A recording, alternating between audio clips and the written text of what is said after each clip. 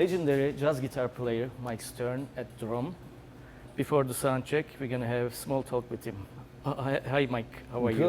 Good. You've been touring in Europe. You just came back from Hungary. You said last time. Yeah, we we were in Hungary. The last gig was we went to Finland after. My wife and I went to Finland afterwards and played with. We finished with my band touring, and then we went for a couple of special gigs with some Finnish musicians in Finland, with great players, and it was fun. Cool. Yeah, we have another show at Drom.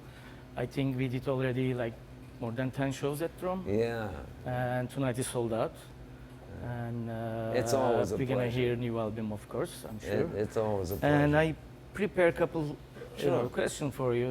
Sure. Before the sound check, you guys starting. You've been working with legendary musicians like Michael Brecker, Miles Davis, Jaco Pastorius, Chick Corea. What did you learn with this collaboration, and how they influenced your music? Which way? I mean. Well, for me, just to be able to play with those guys was just unbelievable honor, and there are more that I've been able to play with who are incredible musicians. And but of course, with all of them, I learned a lot. I never played with Chick Corea that much. I had some gigs. One was recent, relatively, it was a few years ago, before, right after I had this injury, actually, so it was difficult, but I didn't want to stop. I'm going to ask you that too. Yeah, I didn't want to not do the gig, because it was with Chick Corea, and at the Blue Note. And but I worked a lot with Miles. I got a chance, which was amazing, and with Jaco. You worked with him like 3 years, right? Yeah, 3 years. 2 years first, then came back. Then came back for a little bit more, and then with Jaco, we were really tight, and we used to play together all the time, and play at a bunch of gigs on the road, and at bigger places, and then sometimes really smaller places, which are usually my favorite for this kind of music, especially. But just in general, there's so much you can feel when and it's more comfortable for the musicians, and I think for the listeners sometimes when it's not a huge place. I mean, I love playing festivals also, and I'm grateful to be able to get gigs like that. But to really play, clubs are the place, as far as I'm concerned. And so we got a chance to play with Jaco and some really cool places like that. And so all these guys that I got a chance to play with, it's just, I'll never take it for granted. It's just amazing, and I still learn from them. It's still so much. And that accident in 2016, and you came back,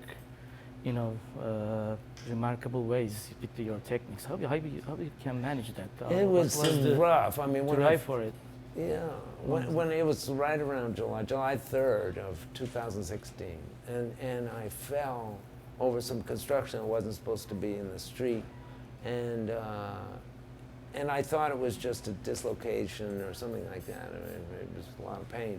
My hands were very much perfect right then, and then nerve damage kind of set in right before they did the surgery. A couple days before, there was nerve damage happening, and I had to deal with it. I found a great doctor, a guy named Dr. Barron, who has done work with a bunch of people, like Elvis Costello or Bruce Springsteen or Keith Richards, that kind of stuff, and just everybody else, just a whole bunch of friends of mine who I've recommended, or people that, because a great guitar player, Wayne Krantz, recommended me to him. So anyway, that really helped. He did a whole bunch of surgeries, and I'm still playing. I have to use glue to hold the guitar pick. It's just the way I figured it out. Yeah, yes, I know that. And so, you're still using it? I'm still using it, and you just do what you can. We gotta always keep going, no matter what the hell. You are amazing. Well, I'll try to just keep playing, man, that's all, because I love it. I'm not about to give it up, And places like this place in particular, and other places like it in New York, and around wherever, it makes you, I've had a lot of good memories playing in places like this, very much like this, like here specifically, but a lot of places, and it just draws you back. I'm not going to let that stuff go, and And I'd love to teach also. I can't give up playing, that's for sure. Is there any specific moment, you know, that when you are playing in any venues or festivals that you can share with us? Like most of the things that I remember in playing gigs are pretty good ones. I mean, of course, there are sometimes disasters I can't think of now. But when stuff like in the open air festival, yeah. You know, yeah. strike or like you know, sound goes off. Yeah, exactly. Whatever. Yeah, that has happened. It happens often. Everything has happened. Not so often, but it's everything has happened in the years that I've been playing, because it's been a bunch of years that I've been doing this. And sometimes the electricity goes off completely. One time I was playing with Miles Davis in Paris at a very famous, I can't remember the venue, but it was a very famous old venue. And all of a sudden the power went out completely. And Miles wasn't aware of it. And Marcus Miller was playing bass. He picked up a saxophone that was Bill Evans' saxophone. And Bill was playing saxophone with the band. And he picked up the saxophone. What year was it? Sorry. This was in 82, something like that, maybe 81. Okay.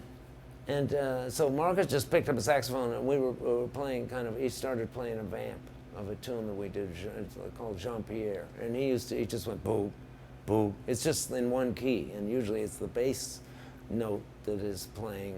And his bass didn't work because he's an electric bass player. So he picked up the saxophone, and so something had happened in the whole area, especially that venue, of course.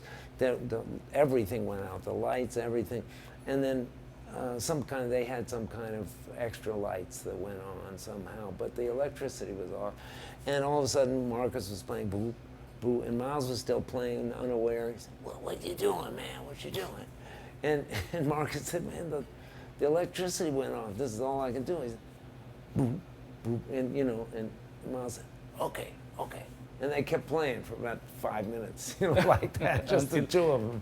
He was just until the electricity came off, and of course everybody loved it, Cool. And it sounded great. It was all of a sudden Miles was very quiet. Everybody was very quiet, but you could still hear even in the back of the hall. It wasn't a huge place, maybe 1,000, 1,500 people, but that was one funny thing. Miles was very funny sometimes. He could be hysterical. People never knew him like that. They always saw this tough guy kind of image, but he could be a real sweetheart, actually, and very caring person. And then also incredibly funny. And then if he got in a bad mood, he'd be. I saw him in Istanbul Open Air Theater. He played tutu. But I think you were not there. No, I wasn't there at that time. I don't remember you that time. He was something else, man. That was, of course. Your wife is Lenny's amazing musician too. And how long you been married? We've been playing together for, of course, just at home for years and years. And I met her at Bill Frisell actually introduced us, the great guitar player Bill Frisell. And we've been married and together for like 40 years. And then recently we just said, let's try playing a few gigs together, because we always said, maybe we'll keep it separate for a while. And she does her thing and I do my thing.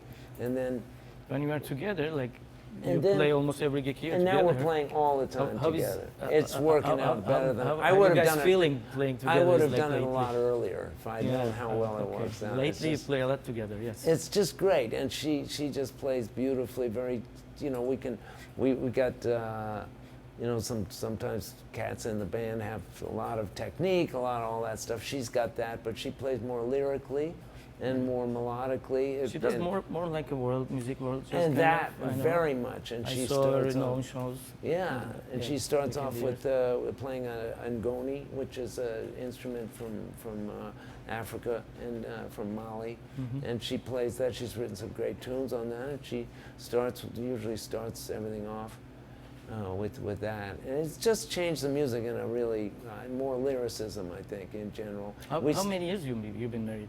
We've been married like 42 or 42, something like wow. that. Lainey always says, don't say that because it shows how old I am. So I always say, well, we got married when we were 5. That's No good. one believes it, but probably.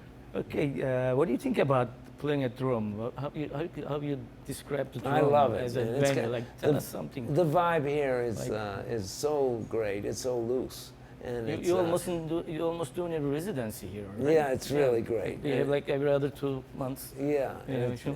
and it's a You're pleasure. happy?